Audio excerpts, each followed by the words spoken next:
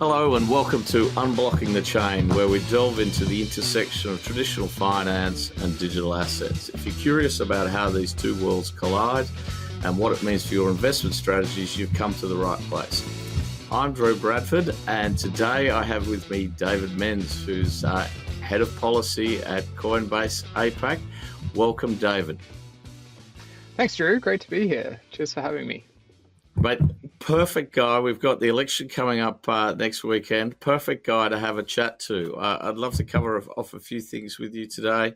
What's going on in policy here in Australia? What's going on in policy around the world? You've been involved with Stand With Crypto, and you've also had a stint at ASIC, you've had a stint at Treasury, and you were a professional poker player at one stage in your life. So why don't you give our audience a bit of a history? How did you get here? Yeah. Well, you have the full background, it seems. I think sometimes my resume makes me look younger than I am, but you've got the poker history. So jumping back there, I went to university. Poker was a huge thing during that sort of 2004, 2009 run, and I, played with mates at uni and was pretty good, and decided to get better and dropped out of my degree at the time, which was like a cross section of like economics, pol sci type thing. So had a really good stint there, and that's where I first sort of learned about Bitcoin. Obviously, if you're online and you are in the forums and stuff like that, Bitcoin is like an online phenomenon. And around about 2011, I remember Bitcoin hitting $1 and discussing the kind of economic ideas around like what is. I wish I had been better friends with you then. Well, I wouldn't say that I made any money off it or bought any. I remember back then you could still get things out of faucets as well. So I remember looking into it and being like, oh, $5 an hour, like this isn't worth it. What a mistake. So that was my fumble early. But after sort of my poker career, I went back and did an applied finance degree and found myself at ASIC at the end of that, which is really, really cool, working as an economist. And then we have the big ICO boom, and I was still into crypto then, had written a few papers on it at uni, and it was just a great opportunity as an economist there, looking after emerging risk. And, what's more emerging than crypto in the 2016 to 18 boom. So managed to sort of work with ASIC on a bunch of their sort of global policy there. So IOSCO put out a paper on ICOs. There was an FSB paper that came out around the time as well. ASIC put out its money smart advice as well. And I believe also it published the original Info 225, but I think that happened just after I left. So I was like kind of involved in, most of those things and a lot of the internal stuff, and helped sort of develop the internal crypto working group. ASIC is a regulatory organization. It is the regulator, and people, like, they're great to work for, but they're definitely trying to use the laws as they currently are. And there was a lot of like interest back then. It's super interesting space. How does this work? How does it go in? But I decided to go out the other side and maybe jump a little bit more into crypto. So tried my hand at trading at Star Beta. Great guys in Sydney, still going. No, we're friends. We're good friends with Jonas and the team at Star Beta. Yeah, and I mean, they're great guys. So big thanks to Dom and Mark for taking a chance on me back then. I wasn't great at it, and so went out the other side. Spent some time at Treasury running the digital assets team there when it formed, and worked on sort of the laws that kind of haven't made it through Parliament. And here we are at Coinbase trying to push it from the other direction. Awesome. So look, we've just had InfoSheet 225. We've just had an update to InfoSheet 225. So how would you describe today, we're about to go on election this weekend, how would you describe the regulatory framework for crypto in Australia today?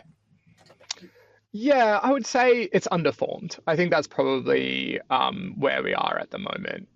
We don't really have regulatory framework. We are at step one of the journey, which honestly we completed back in 2018. Step one of the journey globally, like in across jurisdictions, tends to be get AML CTF right.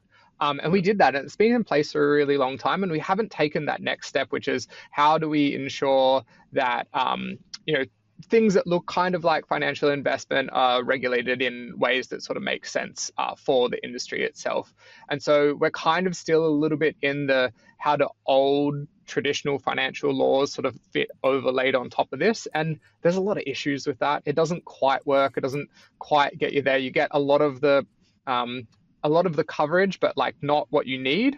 And also then it creates a whole bunch of like really, really weird legal issues along the way as well. So I'd say that we're not quite there. A lot of countries have got there. We've got a plan, but the plan hasn't really been executed. Okay, so we'll get a different government. It might be the same guys in a slightly different form, or it could be a completely different prime minister. What do you see are the potential paths post the election? If someone's, I know you guys have been down to Canberra a bit. We can touch on, I'd like to touch on the Stand With Crypto in a couple of minutes. But, you've been down there, you've spoken to both sides of politics. What do you think you get with a Liberal national vote versus what do you think we get for the industry with a Labor vote? Yeah, so I think, it is one place that we have like in Australia that is really, really good is I don't think that we have any enemies. Yes, and that's a good thing. It's really good. No Elizabeth Warren. No, exactly. And like, so we're not sort of like, it's not going to be the death of the industry, depending on who gets in. So it will be, like you said, a different flavor. So we saw the announcement from the Liberal government, Angus Taylor, sort of in March, where he said that one of their first 100-day policies will be to pass some financial services laws to sort of cut out a little bit of red tape there, and part of that would be the digital assets work. So the digital assets work that Treasury has sort of put together already is basically like regulating the industry. Most people want some regulation, and they want it to be right-sized, and it's about like making sure that we get something that we can all work forward to and people can then invest and have like some surety. So it's weird we're asking for regulation, but that's kind of like the Labor flavor of it. It would be part of like a financial services bill looking to, make financial services sort of quicker, more available, and a little bit more streamlined in Australia, and digital assets as part of that.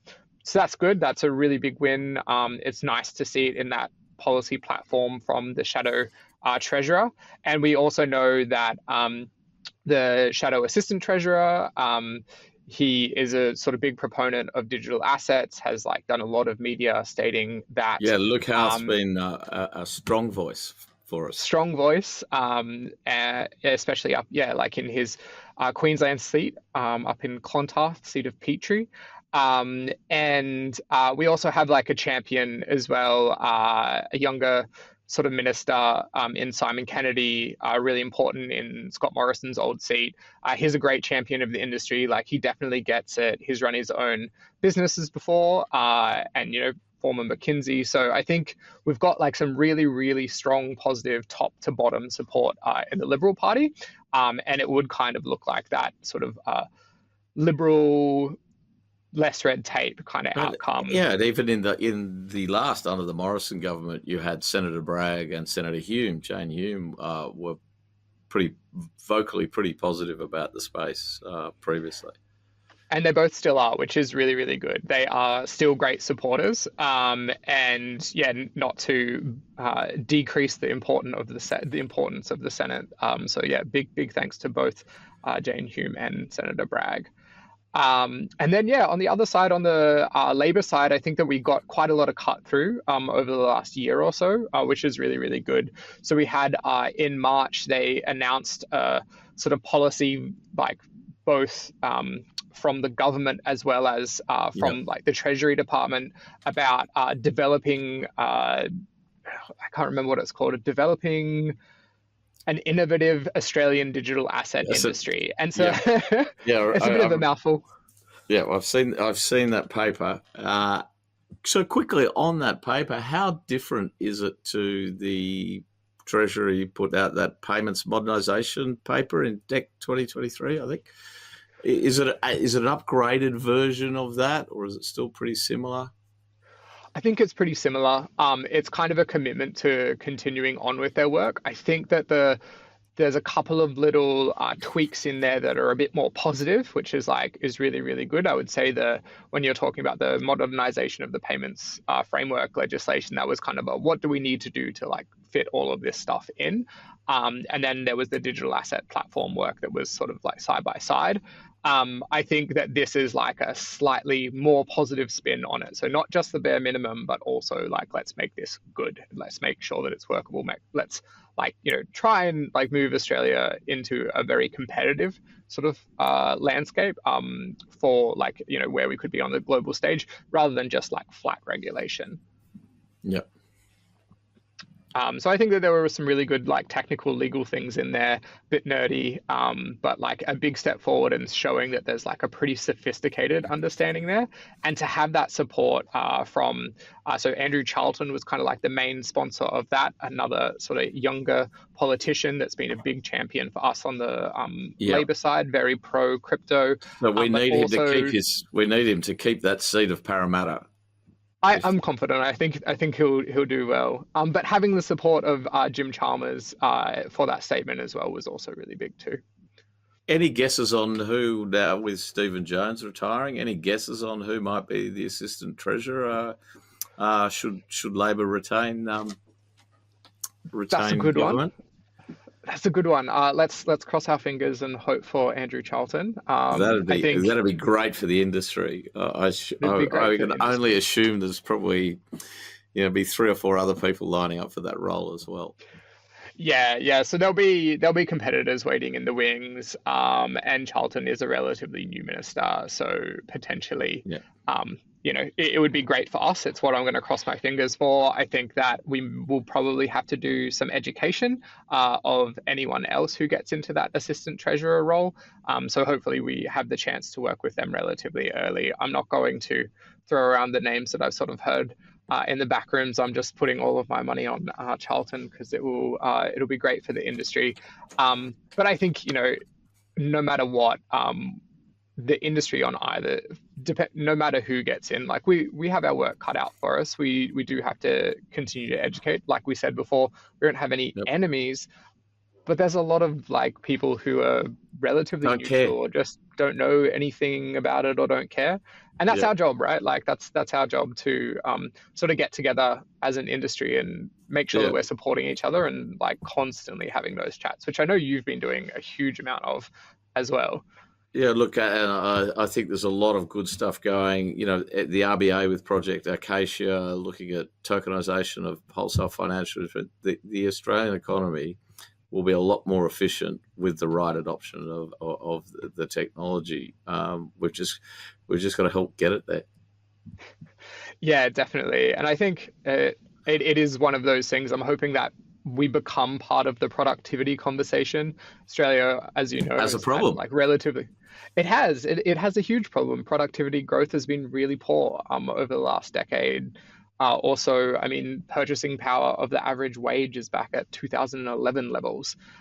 So, that's not great. Technology is what part of that productivity policy. And this is like a technology that has had effectively zero value of it unlocked in Australia. So I think that this can move the needle, and I hope that we become part of that conversation post the election. Absolutely. Speaking of elections, Stand with Crypto. Can you run me through, for the audience, what is actually Stand with Crypto? I'm sure people actually don't know, but also touch on how effective it was in November US elections, and they did. The industry has some enemies within Washington over there. So, could you give us a run through about one, what is Stand with Crypto itself, to how it played out into the US election, and just is it a global thing? Is it as an election by election thing? Talk about Stand with Crypto. Yeah, so Stand with Crypto, like you said, is kind of an idea that came out of necessity. So in the US, there were sort of negative politicians. Like I think that we had Elizabeth Warren, who then was like very controlling of like the SEC, a bit the CFTC, and other like OFAC kind of sanctionsy stuff, and had a lot of influence. And she was decidedly anti-crypto. And that really hampered the industry in the US over those 4 years. We can talk about the debanking issues. Obviously, a lot has come out about that in over the last like 3 to 6 months in Well, there's regards been a bit of to. that here too. There's been a bit of that here as well. We're hoping that it's not political. I haven't heard anything behind the scenes. But yeah, that it was a big issue. And so, how do you change these things? Well, in democracies, you hope to change it via votes. And so, Stand with Crypto in the US was born out of necessity. There were enemies. And so, how do you sort of stop them being enemies, or you highlight the issues and hopefully you get them to switch to your side, or the other way is you've got to replace them. Get them voted out. Vote them out. And so the Stand with Crypto movement in the US was really focused on, in the US, obviously voter turnout is not compulsory. So it's about bringing people together to realize that they can vote for an issue. They can look at the politicians in their constituencies, whether that be like at the Senate level or the Congress level. And you can look, is this person pro or anti-crypto? How can I change their minds, and how can I like vote accordingly? And so it's a big get out the vote movement. It had a sort of second arm that wasn't like it's not quite the same, but there was a fair shake movement as well, where a bunch of the crypto industry put quite a lot of money, almost $200 million. Yeah, it's a different thing. We just don't see that in Australia, where, in the US, my friends in the US donate to, their political party. You're either a Republican or you're a Democrat. You give your local guy generally a decent amount of money. It's just not a thing that the average person in Australia doesn't. There's definitely people who do contribute, but it's nowhere near the depth that they do in the US. Yeah, and I guess it's just a cultural thing. So there was that big giving, and we saw like almost $200 million given to the Fair Shake PAC, which was separate from Stand with Crypto and much more focused on like, these are the people that we need to win these races. And so that's a big thing. But the Stand with Crypto part of it was also really, really important as well. You still need people to vote. You still need people to know who they can vote for, and who's positive, and like who they should be thinking about. And like you were saying, now it is international. So that idea of, I care about crypto, I care about lots of things in my life. My vote is always going to be some function of all of the things that I care about. But I should be able to make an informed decision. And now we have that globally. And thankfully, we have it in Australia. Standwithcrypto.org/au. And as we were saying on there, we've got like politician scores, so you can tell, is someone running for your area? Are they pro or anti-crypto? Good and bad thing in Australia, we don't really have that many ratings. Like we were saying, we've got to educate people a little bit more, but you can see and you can have a look that's in your great. sort of area. And yeah, if you know the Twitter handle of someone, like, let us know somehow, and we can add it up so they get auto rated. So if you can get a politician or a candidate in your area to tweet anything about crypto, it will get automatically rated on that website. Wow. Okay. So ranking. We can pass that out to the audience. That's exactly great. So that's a great call to action. The other call to action is on there. You can join the movement. You can email your MP. It's all sort of set up for you, and you can also email them either about the importance of of crypto in Australia, and like we were talking about that, technology, be pro technology, please. And then the other option is to email them in regards to the debanking issue that we were talking about as well. So debanking being a major issue in Australia, you can do that all through the website, and it's kind of like streamlined for you. Awesome. So standwithcrypto.org/au/au. Yeah. Okay, that's awesome. People can go and have a look at that. That's pretty impressive. So where else? Where else is Stand with Crypto? Are you doing anything in Yeah. Well, let's say Canada, right? We got an election today. Was it? Well, there you go. Yeah, Is Mark exactly. Carney a So friend? Mark Carney, I believe, is relatively neutral. I would have to look it up. We obviously have, so we do have Stand with Crypto in Canada. We also have Stand with Crypto in the UK. Canada has been going for about the same time as Australia, not that long. We've just sort of launched it towards the end of last year. The UK has had a couple of years already. But yeah, in the Canadian election, obviously a lot of support from the Conservative side. So there's quite a few ratings on the website there. The Liberals side is sort of neutral, some probably a few more against, I would say, in Canada than we have in Australia. There's definitely people that are like Well, not into crypto at all. if I remember rightly, they froze people's bank accounts. There was that demonstration, the truckers or something, and Yeah, they got so that would push people into the crypto path if you're worried about your government's going to freeze your bank accounts because you're protesting. it is super scary, especially in democracies where, you know, you would Yeah, expect that's those not things to supposed be to happen. normal. Yeah. So yeah, thankfully, again, not in Australia. But I do like it's part of the path, right? Like a lot of what you do in crypto, you sort of look at that sort of economic freedom, freedom of money, freedom to Yeah, transact. And at the moment, banks are sort of making that like harder and harder. yeah, because they make a lot of money, especially here in Australia. So, what do you reckon is the still maybe with the focus on in Canberra? What do you reckon is the big misconception about crypto, Web3, digital assets that the average politician's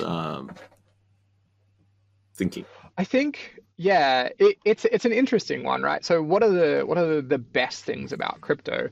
And the thing is, you're talking about like permissionless like finance, um, private money, and you know, the ability you can also like transact in privacy as well. So privacy of money.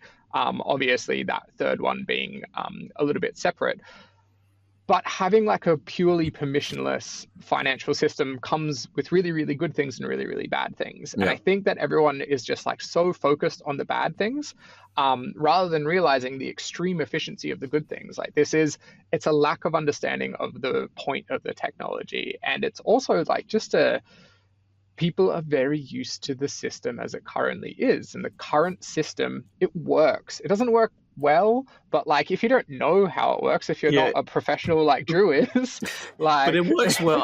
I agree with you. We are spoilt from a payments point of things. We've got MPP, OSCO. I can send you a money from an Australian dollar bank account to another Australian OSCO bank account. It's under a minute, right? So we're very spoilt. We're not like Argentina or or plenty of even other the countries, US. even the US.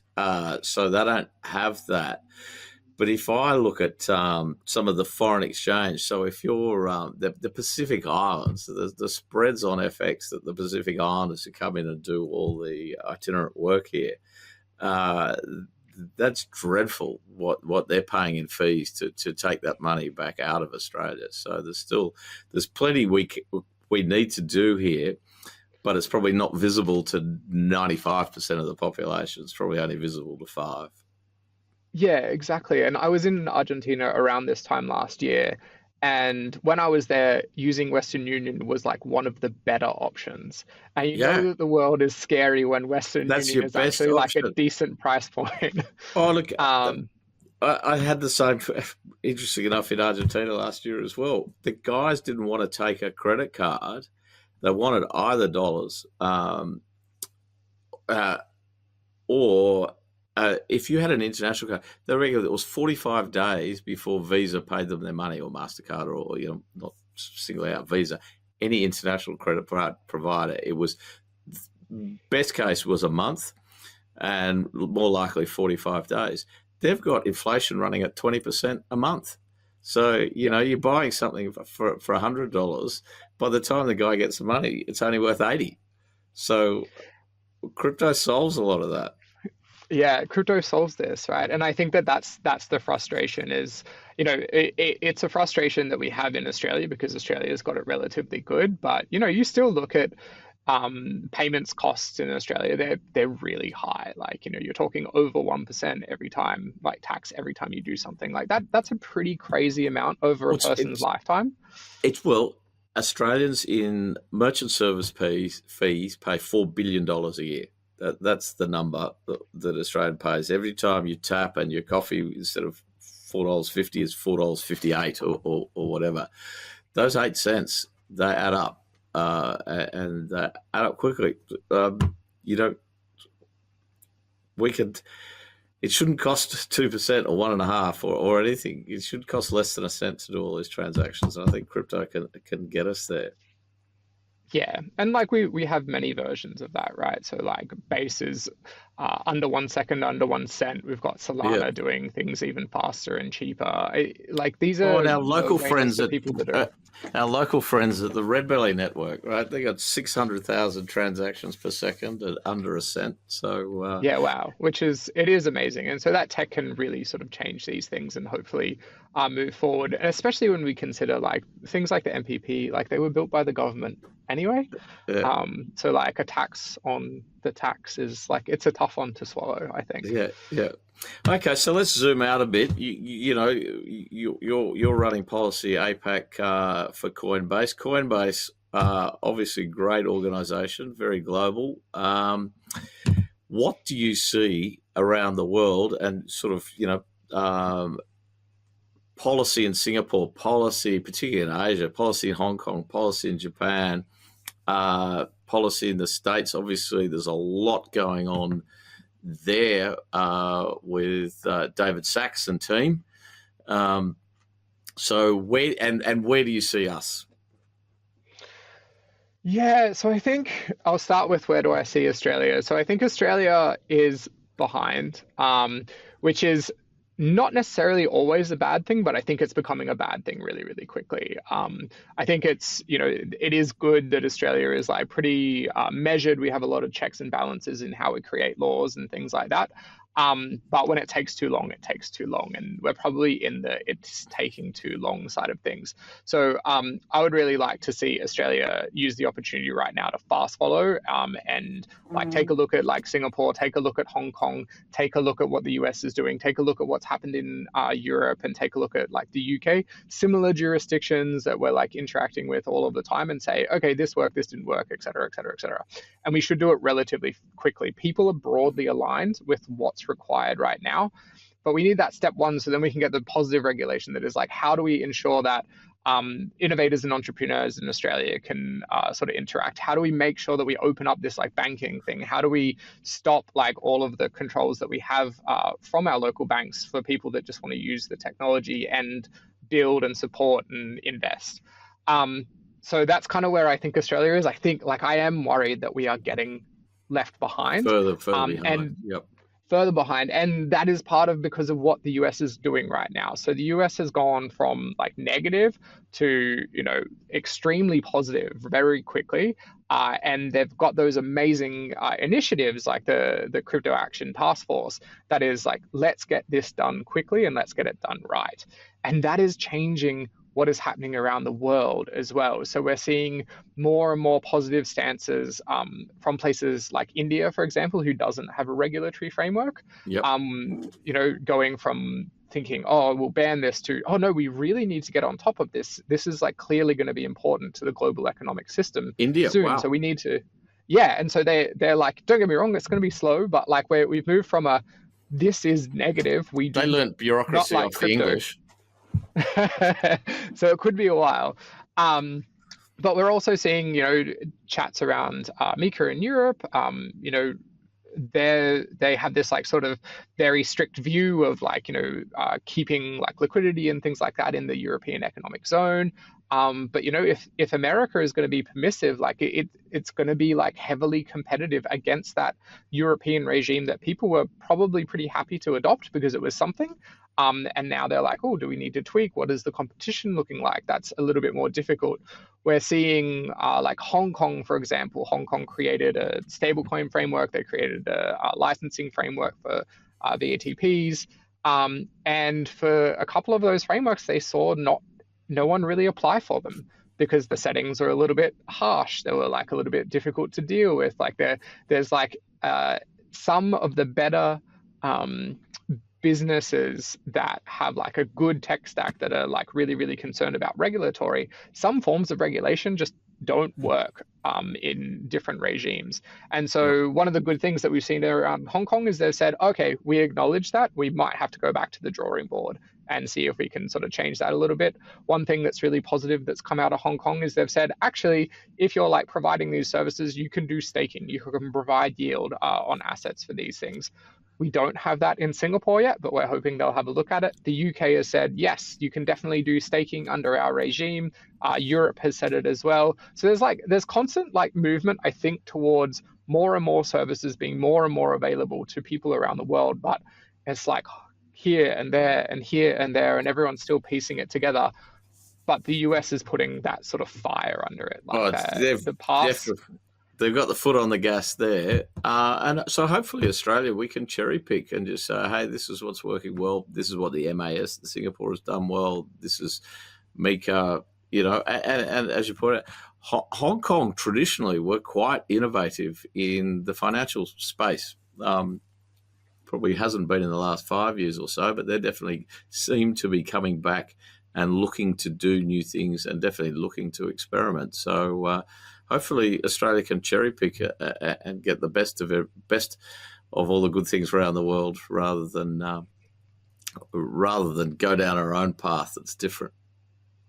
Yeah, and I think that we're in a good place to do it. I think that the Treasury paper, like broadly, that was put out was like relatively permissive, and sort of saying, if you're providing these services, you should be able to provide a pretty wide variety of services as long as you have all of your sort of compliance and responsible managers and things like that in there. And clearly that works a little bit better than the sort of traditional framework where you have to assess what type of financial product you're doing and maybe get a bunch of different licenses to cover up a whole, like the same sort of service that you're offering, but you might need like 5 or 6 different sort of authorizations. So hopefully having one that sort of allows you to do these things with like different levels of oversight for what you're providing, it could be a really good fit. And so I'm pretty... I guess like positive on the chances of staking being allowed sort of from the get-go, which is really good, whereas a lot of other jurisdictions have taken their journey. Yeah, I always think staking is that's part of crypto. That's, you got to have that. Exactly. And I guess regulators, because it's just another thing to get educated on, it takes a little while. So people go on their journey and then they realize, oh, actually there's like very little risk here. It's providing a good return for someone who already owns the asset. So like the incremental risk is minimal. Like, why are we stopping like good outcomes for consumers? Yeah, and literally that's what makes it hard to fit new technology into old regulation, because it just doesn't fit, right? Yeah, there's a lot that doesn't fit. And we're going to have more and more of those chats, I think, as well. Law is so deep and interesting for the people that are in it, but as a sort of, a person who's trying to run a business, you're like, actually, I'm just like giving my customer more. And like the risk is like limited. Why do I need more and more and more oversight when I'm actually like, I'm trying to do a better thing for my customer? So there's interesting outcomes. They exist for a reason, like back in the day, but the reasons are not quite the same when you just try and overlay it. So hopefully we get to it a good spot, and get good outcomes. Yeah. Like we want to see a bunch of Australian dollar stable coins. We want to see consumer assets sort of protected by the people who are holding literally billions of Australian dollar customers. And we want people to be able to use their bank services to build cool, technology in Australia, because, I mean, it seems weird. I as part of the Stand With Crypto work going around Australia, and you speak to all of these people who are building amazing stuff, and they're worried about debanking. And I'm like, as an entrepreneur, the last thing that you should have to care about is like whether you have a bank account tomorrow or not. You should care about your business. You should be talking about all of the risks that are there, not like whether your bank account is going to be open or closed the next day. So it's a concern. And hopefully, as we move forward post the election, we can all do a lot of work with the industry to like put more of a highlight on that. Well, as look, no matter who gets in, I think that we will get some, or the industry will get some time with them. Whereas obviously right now everyone's trying to keep their seats and busy running around trying to campaign. So, and in reality, they've probably been in campaign mode since Christmas. So hopefully either side, we get to progress and have a constructive dialogue, getting rid of those debanking problems for the industry, which are still alive and kicking, and we can move on. David, that's been awesome. Thank you so much for your time today.